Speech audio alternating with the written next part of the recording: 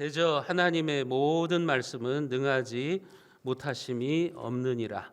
마리아가 이르되 주여 주의 여종이오니 말씀대로 내게 이루어지이다 하매 천사가 떠나가니라. 우리 서로 이렇게 인사하시겠습니다. 순종의 축복을 받읍시다. 인사하십니다. 순종의 축복을 받읍시다. 오늘 말씀에 보면 우리가 순종의 사람 마리아를 만나게 됩니다. 오늘 본문은 이 땅에 구원자로 오신 예수님의 탄생을 예고하는 수태고지와 또 예수님의 탄생을 가능케 했던 마리아의 순종에 대한 말씀입니다. 어느 날 천사 가브리엘이 하나님의 보내심을 받아서 갈릴리 나사렛이라는 동네에 사는 마리아라고 하는 처녀를 방문을 합니다. 오늘 누가복음 1장 26절과 27절에 보시면 여섯째 달에 천사 가브리엘이 하나님의 보내심을 받아 갈릴리 나사렛이란 동네에 가서 다윗의 자손 요셉이라 하는 사람과 약혼한 처녀에게 이르니 그 처녀의 이름은 마리아라 그랬습니다. 하나님이 마리아에게 천사 가브리엘을 보냈습니다. 성경에 보면 천사들이 등장을 하게 되는데 이제 가브리엘은 하나님의 메신저예요. 가브리엘이 주로 하는 일은 뭐냐면 하나님의 말씀을 전하는 역할을 하는 거예요. 또 미가엘이라고 하는 천사가 나오는데 미가엘이라는 천사는 하나님의 군대 장관이에요. 하늘의 군대의 군대 장관. 그래서 미가엘 천사가 나올 때 보면 이제 하늘의 군대가 동원이 됩니다. 가브리엘은 메신저예요. 하나님의 말씀을 전하는 일을 하는 천사가 바로 가브리엘입니다. 그 가브리엘이 마리아를 찾아왔습니다. 그때 마리아는 오늘 27절에 보면 요셉과 약혼한 상태였다고 이야기를 합니다. 요셉이라고 하는 남자와 마리아가 약혼한 상태에 있는데 그때 가브리엘이 마리아에게 찾아와서 은혜를 받은 자여 평안할지어다. 주께서 너와 함께 하시는도다. 28절에 보면 그렇게 이야기를 합니다. 그러자 마리아가 깜짝 놀라서 이런 인사가 어찌미뇨 하고 대답을 합니다. 이게 도대체 무슨 소리인가 하면서 깜짝 놀라는 마리아의 반응입니다. 이에 천사 가브리엘이 다시 마리아에게 뭐라고 말하냐면 30절에 보면 마리아여 무서워 말라 내가 하나님께 은혜를 얻었느니라. 가브리엘이 마리아에게 하는 말이 뭡니까? 은혜를 받은 자여 또 은혜를 얻었느니라. 네가 하나님의 은혜를 받은 사람이 되었다라고 이야기를 합니다. 하나님께 은혜를 입었다, 받았다 이 말은 무슨 말이냐면 하나님의 은혜로 네가 선택을 받았다고 하는 뜻입니다. 그러면 마리아가 하나님의 은혜로 선택을 받았다는 말이 무슨 의미일까? 바로 이 땅에 구원자로 오실 예수님을 마리아가 잉태하였다고 하는 거죠. 오늘 누가복음 1장 31절에 보면 보라 내가 잉태하여 아들을 낳으리니 그 이름을 예수라 하라. 천사 가브리엘이 마리아에게 말합니다. 네가 아들을 잉태할 건데 그 아들이 태어나면 이름을 예수라고 지어라. 예수라고 하는 말은 구원자라고 하는 뜻입니다. 마리아는 이제 이 땅에 모든 인간들의 죄를 구원하기 위해서 오신 메시아, 구원자 예수를 잉태하고 있다고 하는 사실을 말해주고 있는 겁니다. 이 말씀은 오늘 우리에게는 매우 익숙한 말씀이죠. 그래, 마리아가 예수님을 잉태했구나, 아기 예수를 잉태했구나, 그렇게 우리가 단순히 생각할 수 있어요. 그러나 이 이야기를 처음에 들었던 마리아에게는 어떻게 들렸을까요? 이 천사의 수태고지가 여러분 청천벽력과 같은 얘기예요. 이게 이해할 수도 없고 도무지 받아들일 수 없는 얘기를 지금 하고 있는 겁니다.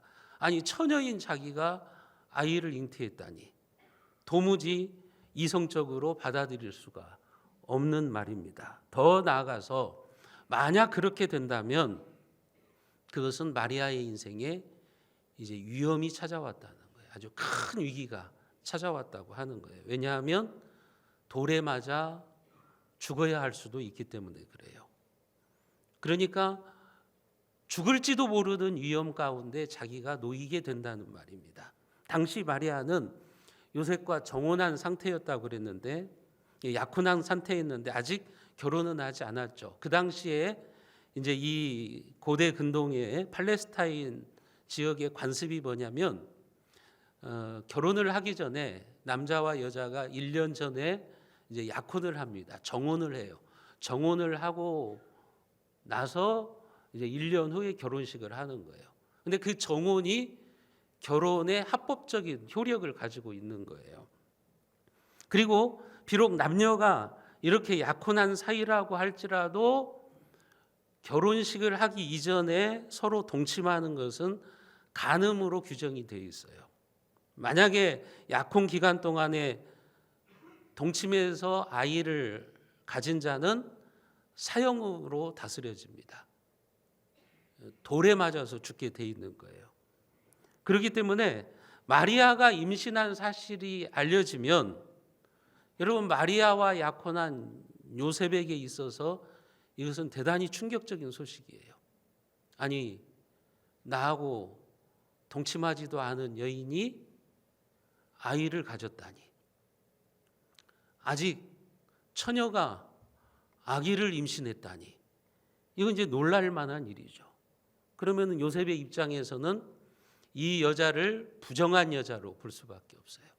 부정한 여자로 보게 되고 이제 파혼을 해야 되는 거예요. 그리고 그렇게 부정한 여자라고 낙인을 찍히게 되면 이제 돌에 맞아서 죽어야 돼요.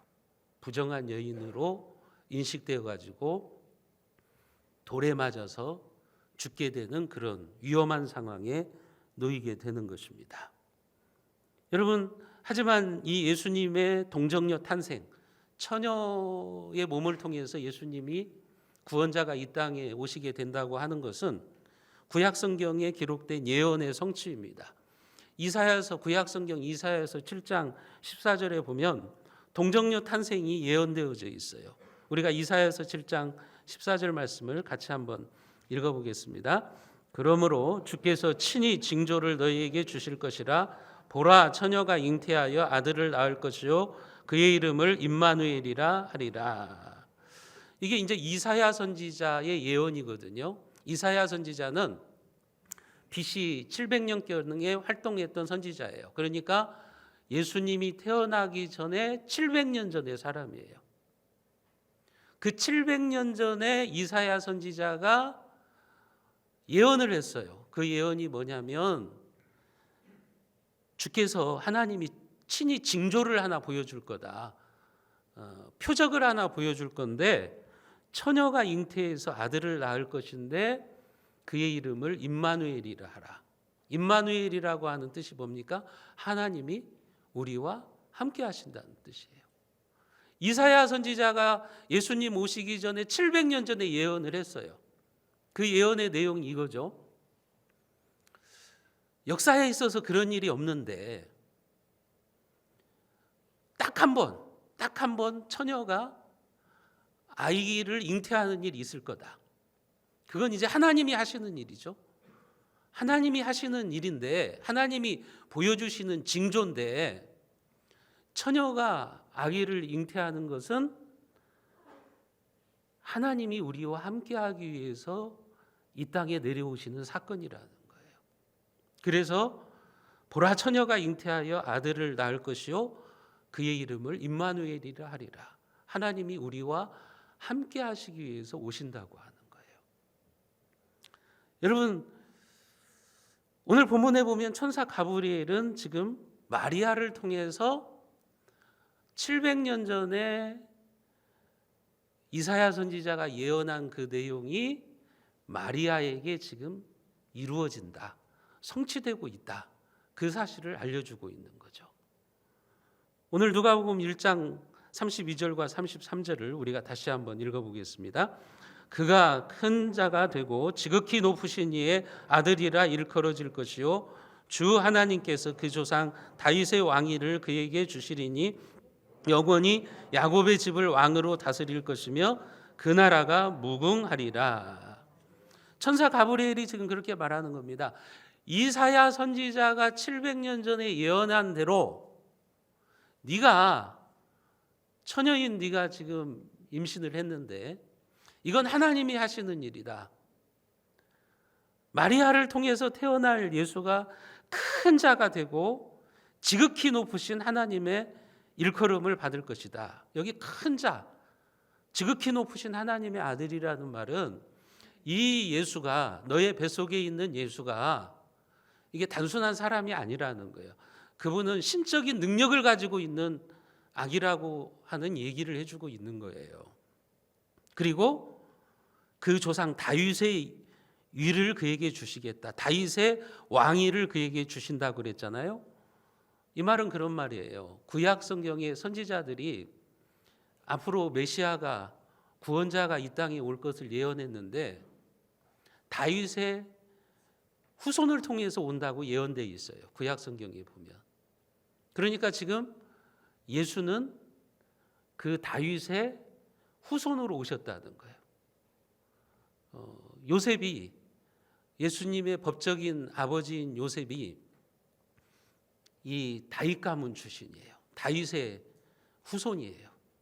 그러니까 지금 그 예언이 정확하게 맞아들어가고 있는 거예요. 그리고 그 다윗의 혈통으로 오신 약속된 메시아는 영원한 하나님 나라의 왕이시다. 영원히 야곱의 집을 왕으로 다스리실 것이며 그 나라가 무궁하리라. 예수는 영원한 하나님 나라의 왕으로 오셨다고 하는 거예요. 이 말을 정리하면 그거죠. 지금 천사 가브리엘이 마리아를 찾아왔어요. 마리아야, 네가 아이를 잉태했다. 근데 그 아이는 이미 선지자가 700년 전에 예언한 아이다. 이 땅에 메시아로 오실 것이라고 하나님이 약속하신 그 약속이 성취된 것이다. 그 아이는 하나님 나라의 왕으로 오신 분이다. 이 땅에 하나님 나라, 영원한 하나님 나라를 가지고 오신 분이시다. 그렇게 지금 마리아에게 수태고지를 해주고 있는 거예요. 여러분 한번 생각해 보십시오. 유대 땅에서 총구석인 갈릴리. 이 갈릴리는요, 이스라엘에서 아주 멸시하는 땅이에요. 지금은 안 그렇지만 예전에 뭐 전라북도에서 무진장 하면 완전 총구석이잖아요. 지금이야 도로가 잘나서 빨리 가지만 무진장 지역 하면 총구석이잖아요. 그런 것처럼 이 갈릴리 지역은 이제 이스라엘의 북부에 있는데 아주 산골짜기예요. 그리고 사람들이 멸시하는 땅이에요. 그래서 갈릴리에서 선한 것이 나올 수 없다고 그렇게 말하는 땅입니다.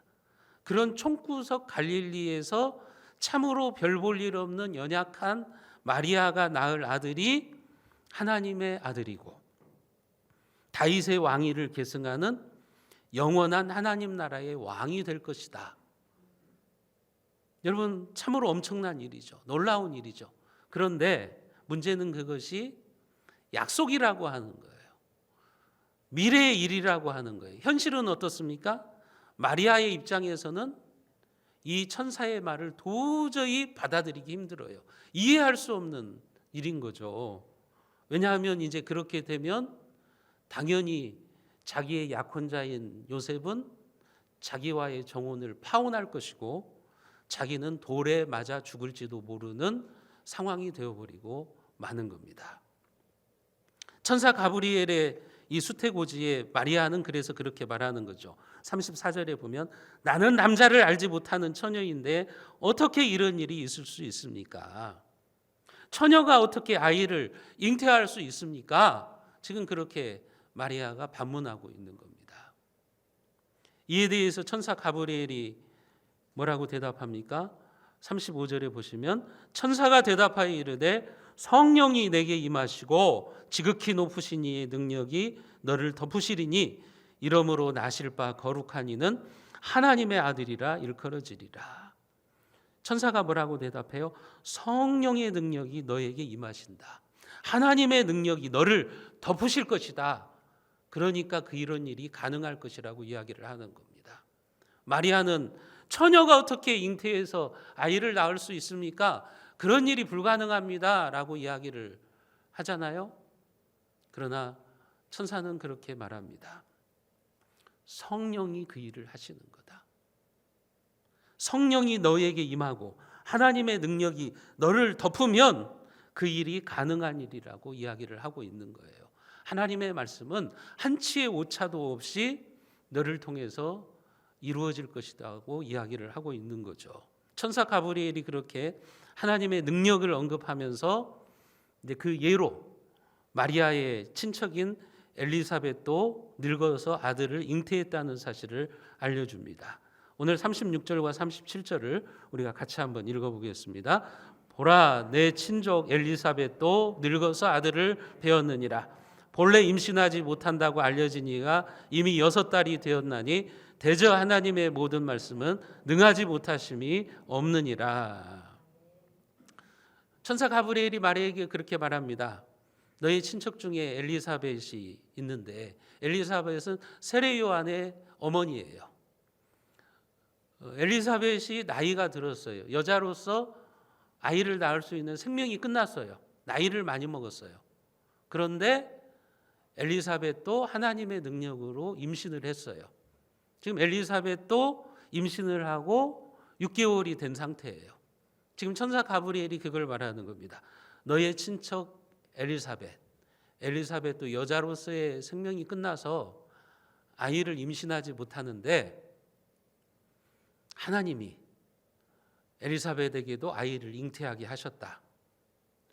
대저 하나님의 모든 말씀을 능하지 못하심이 없느니라. 엘리사벳을 임신케 하신 하나님이 처녀 임신을 하지 못하는 그런 능력이 없으신 하나님이 아니라는 거예요. 그러니까 마리아야, 너에게 지금 이루어지고 있는 일들은 성령의 능력으로 되어지는 일이다. 하나님의 능력이 너를 덮었기 때문에 지금 그 일이 일어날 수 있는 것이라고 이야기를 하는 것입니다. 말씀에는 불가능이 없다. 하나님의 약속의 말씀은 반드시 이루어진다. 지금 천사 가브리엘이 그 얘기를 해주고 있는 거죠. 이제 마리아는 선택을 해야 돼요. 그 일이 자기에게 이루어지기를 고백하든지 아니면 아닙니다. 저는 받아들일 수 없습니다. 천사의 말에 마리아의 응답이 뭡니까? 38절에 그렇게 나와 있죠. 마리아가 이르되 주의 여종이오니 말씀대로 내게 이루어지이다. 마리아가 위대한 신앙 고백을 하고 있습니다. 주의 여종이오니 말씀대로 내게 이루어지기를 원합니다. 이 말이 무슨 말이에요? 마리아의 무슨 고백입니까? 그렇습니까? 그렇다면 저는 돌에 맞아 죽어도 하나님의 말씀에 순종하겠습니다. 제가 파혼을 당하고 제가 사람들로부터 돌에 맞아 죽을지언정 하나님의 뜻이 저를 통해서 이루어지고자 한다면 제가 기꺼이 그렇게 하겠습니다. 지금 그런 고백을 하고 있는 거죠. 나는 더 이상 하나님이 하시는 일에 토를 달지 않겠습니다. 이의를 제기하지 않겠습니다. 나는 주의 종이오니 주께서 원하시는 대로 내게 행하십시오. 지금 그런 고백을 하고 있는 겁니다. 여러분, 이게 마리아의 신앙이에요. 마리아는 왜 자신에게 그런 일이 일어나야 되는지를 잘 몰랐어요. 이해도 안 돼요. 납득할 수도 없어요. 그것을 받아들이기도 힘듭니다. 하지만 그것이 하나님의 뜻이라고 한다면, 나를 통해서 하나님의 뜻이 이루어져야 된다고 한다면 제가 토를 달지 않고 순종하겠습니다. 더 이상 제가 이의를 제기하지 않겠습니다. 그런 얘기를 하고 있는 겁니다. 여러분, 그러한 마리아의 순종이 이 땅에 예수 그리스도를 태어나게 하는 하나님의 역사에 아름답게 사용되어지고 있는 겁니다. 하나님은 순종의 사람들을 통해서 하나님의 뜻을 이 땅에 펼쳐가시는 거예요. 여러분, 하나님의 말씀은 그 말씀을 듣는 사람들을 둘로 갈라놓습니다. 하나님의 말씀을 아멘으로 받아들이는 자들에게는 그 말씀이 축복이 됩니다.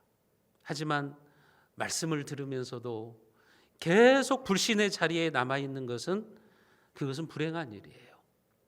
그 사람은 참으로 하나님의 뜻을 이루지 못하는 불행한 삶을 살아가는 사람이에요. 말씀에 대한 우리의 반응은 우리를 복된 이치에 놓을 것인지 저주의 이치에 놓을 것인지를 결정시키는 거예요. 말씀에 대한 여러분들의 반응은 여러분들을 생명의 자리로 옮길 것인지 아니면 사망의 자리에 놔둘 것인지를 결정짓는 겁니다. 여러분, 그렇기 때문에 마리아처럼 순종을 결단하십시오. 아멘으로 말씀을 여러분들이 받아들이시기를 바랍니다. 나는 주의 종이오니 말씀대로 내게 이루어지리이다. 이런 고백이 우리들에게도 있어야 된다고 하는 겁니다. 이런 순종이 오늘 우리들에게도 나타나야 되는 신앙의 모습이어야 한다고 하는 것입니다.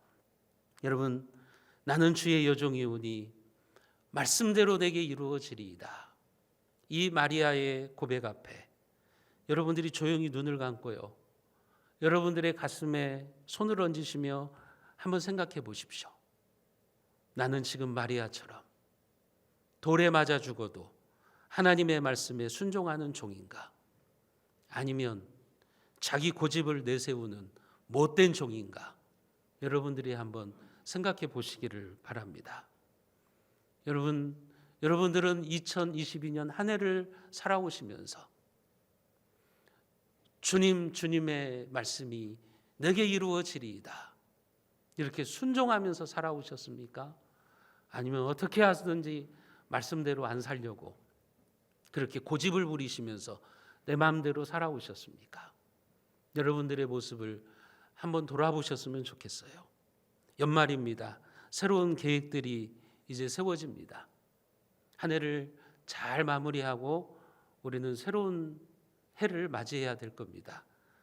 교역자나 장로님들이 여러분들에게 내년에는 봉사 좀 하세요, 내년에는 주의 일 좀 하세요, 그렇게 부탁할 때 여러분 고집 부리지 마시고 자기 마음대로 행하려고 하지 마시고 나는 주의 종이오니 말씀대로 이루어지리이다, 이렇게 고백하시는 여러분들이 되시기를 바랍니다. 그 말씀의 순종함이 축복의 자리로 가는 것이고 생명의 자리로 가는 거예요. 어느 때까지 우리가 자기 마음대로 살면서 불순종의 자리에 앉아 있을 것이며 또 생명의 자리가 아니라 여러분 죽음의 자리에, 사망의 자리에 앉아 있을 것입니까? 언제까지 우리가 복된 자리가 아니라 저주의 자리에 그렇게 앉아 있으면서 우리가 신앙생활을 하겠습니까? 이 마리아의 고백을 여러분들이 들으십시오. 그리고 연말에 여러분들에게 맡겨지는 하나님의 일에 아멘으로 여러분 순종하십시오. 나는 주의 종이오니 말씀대로 내게 이루어지리이다. 이런 순종의 고백들이 여러분들에게도 있어지시기를 바랍니다. 사랑하는 성도 여러분, 성령 하나님께서 오늘 이 말씀을 들으면서 여러분들에게 은혜를 베풀어 주셔서 나는 주의 종이오니 말씀대로 내게 이루어지리이다, 이 고백이 여러분들의 고백이 될 수 있기를 원합니다. 그래서 마리아에게만 말씀의 역사와 지극히 높으신 하나님의 능력이 여러분들의 삶을 덮는 그런 축복의 역사가 나타나기를 바랍니다. 마리아처럼 순종의 도구가 되어서 하나님의 뜻을 이 땅에 펼쳐나가는 귀한 믿음의 사람들이 다 되시기를 주님의 이름으로 축원드립니다.